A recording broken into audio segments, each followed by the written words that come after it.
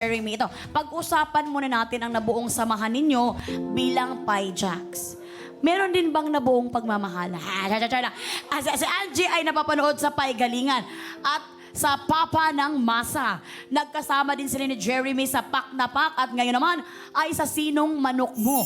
Nasaan na ba ang manok ninyo? Para sa inyo, gaano ka-espesyal ang bond na nabuo ninyo dito sa Pai Channel with the co-host at sa mga kasamahan nyo behind the camera?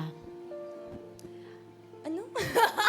Actually po, yung nabuo pong pagsasama po namin, it became more like a brother and sister. Kaya tuwang-tuwa nga ako kasi at least I find a brother in Jeremy. Tapos ang bait-bait kasi ni Jeremy.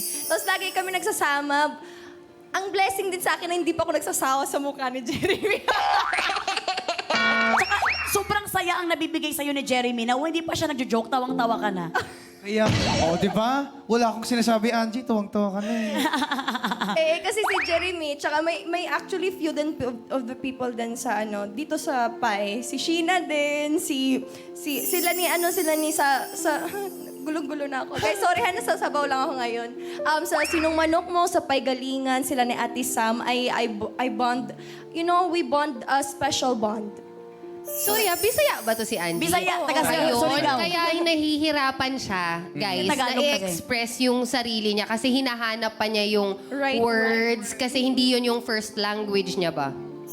So, may special bond talaga kayo. And masarap yan, lalo na dito sa show business, na malayo ka sa family mo. Nasa Surigao. Kasi magkakaroon ka ng family dito at sila yon dito sa Manila. Ikaw naman, Jeremy. Ako naman, with my family being sa States, natutuwa ako. First day pa lang ko dito sa Pai, sa Pakpalong follow pa lang. Sinabi ko on air, sabi ko, maraming salamat dahil may bago na akong pamilya dito sa Pilipinas. At hanggang ngayon, totoo pa rin yun. From yung co-artist ko, co-host, to staff, camera, crew, maraming salamat. Mga directors din, maraming salamat sa inyo. And you know what? Ang laki ng role ng parte natin sa buhay ni Jeremy ngayon, Ma'am Francis, tayo dito lahat sa Pai Channel. Kasi alam ko si Jeremy kasi is talagang pinanindigan na niya maging independent dito sa Pilipinas. At nung nanalo kasi siya, naging parte siya ng The Voice? The Voice Dito na siya. Pinili na niya, sinabi niya sa mama niya na dito na ako.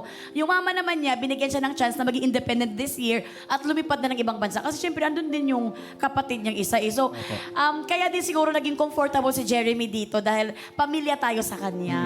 Kaya thank you so much. Thank you guys so much. Anong oras ba ang laban ng UAAP mamaya?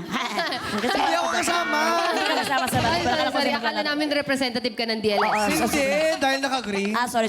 Eto na nga, Angie and Jeremy, hindi tayo para magdrama dito sa ating usapan. Balik trabaho na tayo. 1, 2,